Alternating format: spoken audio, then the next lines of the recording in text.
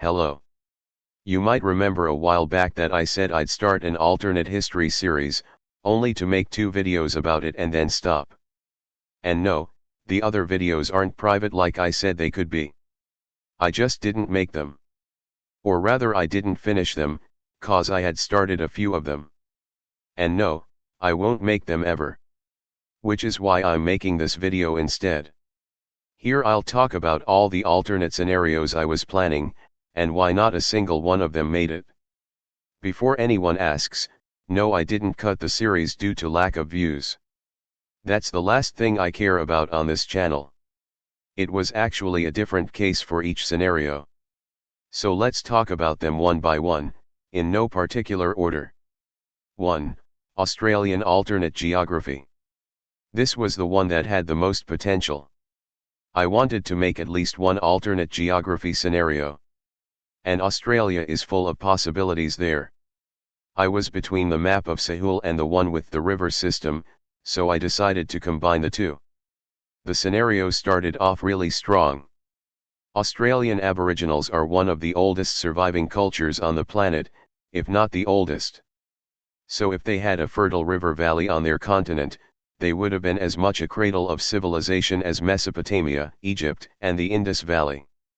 So I imagined them domesticating their own crops for agriculture, and the giant dromornithids as livestock mounts and beasts of burden.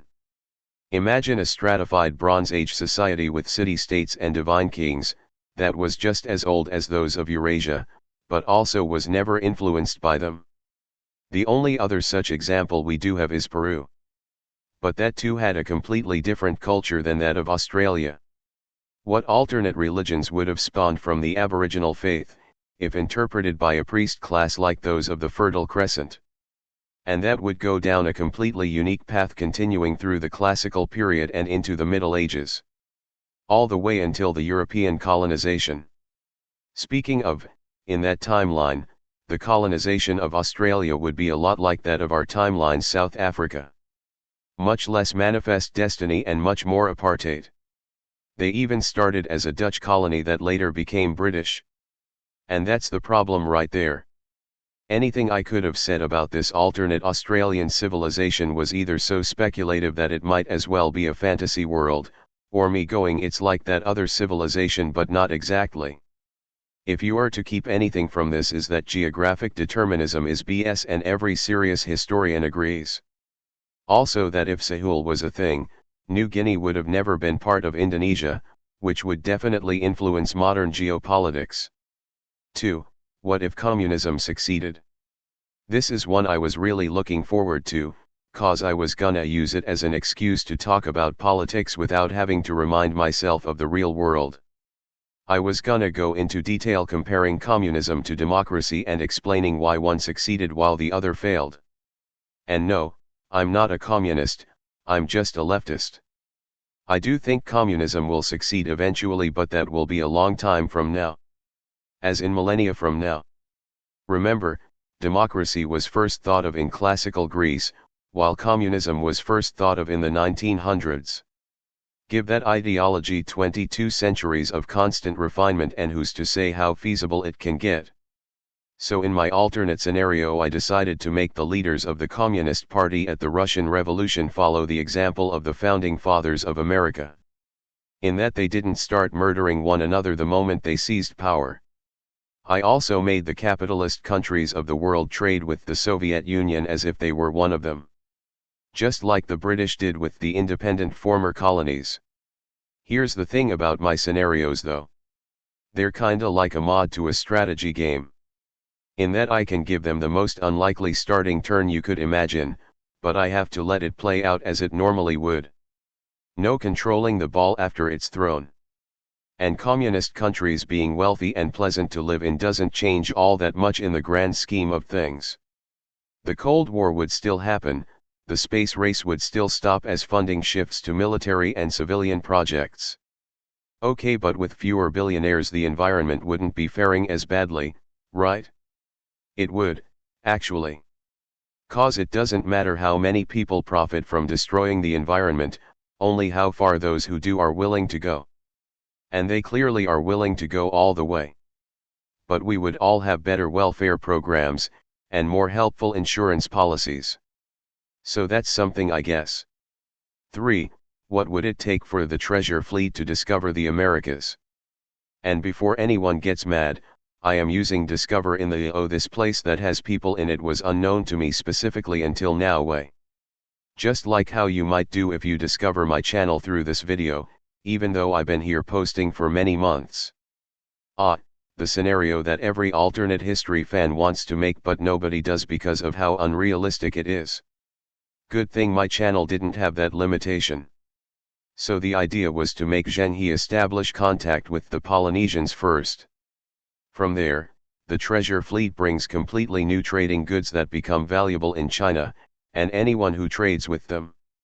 That then creates a positive feedback loop of the Chinese venturing further out in the Pacific, encountering even more Polynesian settlements, trading with them, and putting that money back into the treasure fleet for more trade. All while learning better sailing techniques from the Polynesians that allow them to traverse the ocean more easily. That continues until they eventually reach the west coast of South America, which the Polynesians may or may not have contacted in our timeline. As good as the scenario sounds, I had to scrap it for a very simple reason. The Pacific Ocean is really big, and island hopping from one end to the other, especially when you don't know where each island is, takes a long time. So long that by the time the Chinese reach the Americas, the Europeans would have already done so in the East Coast. So this whole setup was for nothing. 4.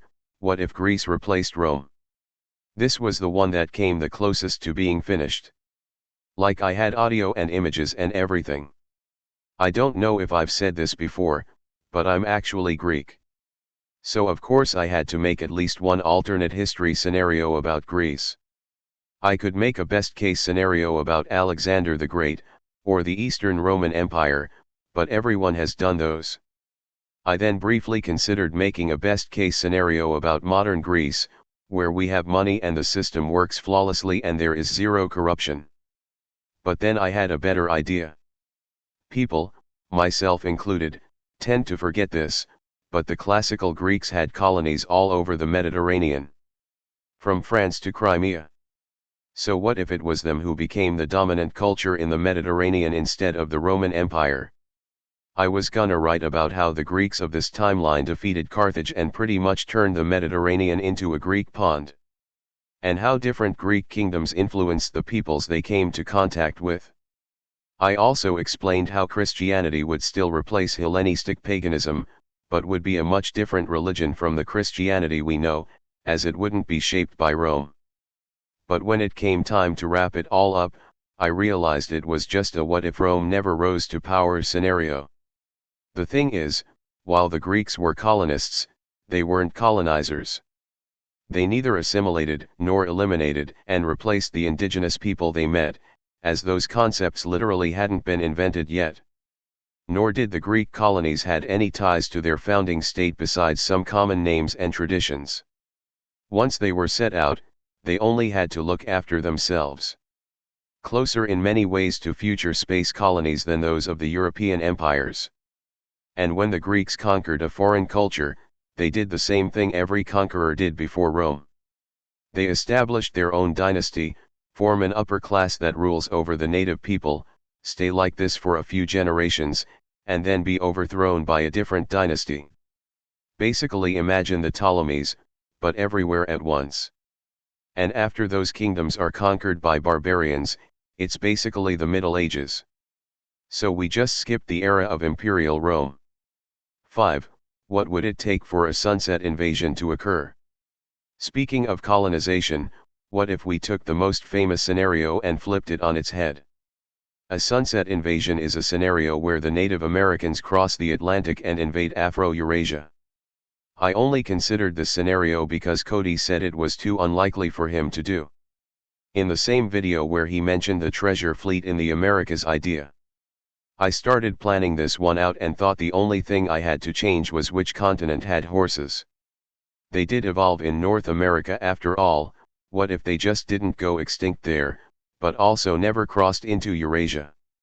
That was meant to spiral the civilizations of all continents except Australia into completely unrecognizable alternate versions of themselves, to the point where they had no connection to the ones we know.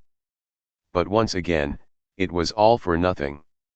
The conquest of the Americas by the Europeans was only possible thanks to a long series of perfectly timed coincidences that all had to happen just right. Horses and the advantages they bring was one of them. As was the better ship technology which I was gonna handwave. But so was the very unique mindset the Spanish had when they first came to contact with the Native Americans. One does not just establish a transatlantic empire. There needs to be a very strong motivation for them to do so. And for the European empires, that was the idea of extracting wealth by running an agricultural project powered by something I can't say on YouTube, while also spreading their religion to the perceived godless savages. For that to happen, there would need to be a Native American nation that had developed mercantile capitalism. Already a very medieval European thing. And the conquest in the name of religion is even more specific. The same nation would need to have had a long history of being unified through religion, getting briefly conquered by a nation with a different religion, and then taking back their land from that other nation through a series of wars. That way, conquest in the name of religion would have been seen as justified in their culture, and would play a foundational role in their new nation. So basically they would have been so similar to our world's Spanish and later European empires, that all I'd be doing would be a name swap. Oh, also, they'd need a reason to explore new trade routes east instead of west, as well as a local madman who would believe that the world is even smaller than what Columbus thought, but will also be taken seriously enough to be funded. 6. Bad Guys Victory. This is two scenarios that I decided not to do for the same reason. The Confederate States, and those people we can't name on YouTube but are very popular on Twitter for some reason, are very often seen as history's bad guys. And they both lost. So I thought of making scenarios where they won.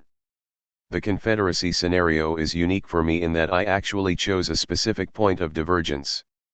And one most might not expect.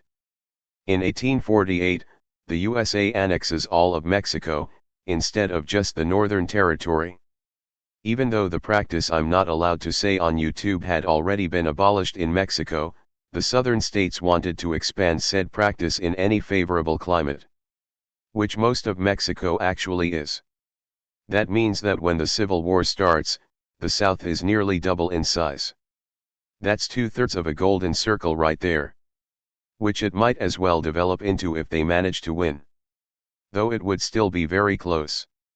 As for the World War II people I'm not allowed to name on YouTube, one was going to mention just how many things had to go favorably for them to win. And it is a lot of things. Many people will say, oh, if that one thing had happened, they would have won, but that's not true. It would have to have been all of them. Every single one. So yeah, I was mostly gonna do it to show how truly lost the Axis forces were before the war even started. Yet both of those scenarios had one thing in common as they kept going. They were freaking miserable. I didn't want to spend time imagining, writing, spell checking, and editing those scenarios. And I certainly didn't want to spend hours searching for related images. So I just scrapped them. So those were all the alternate scenarios I wanted to do, but didn't. A whole series of ideas all gone down the drain. Much ado about nothing. Still, I am glad I at least attempted it. I love alternate history, and getting to experiment with writing it definitely taught me things. Not to mention, coming up with all those unique and crazy scenarios was very fun. Except those last two, but I didn't get very far into those anyway. If any of you wants to give any of the ideas I mentioned a try, by all means do. I really want to see alternate history that isn't afraid to get fantastical and unrealistic. And don't ever fear that you're not good enough to do so. My videos are as low effort as they get, you can't, not do better. See you whenever I upload again. Goodbye.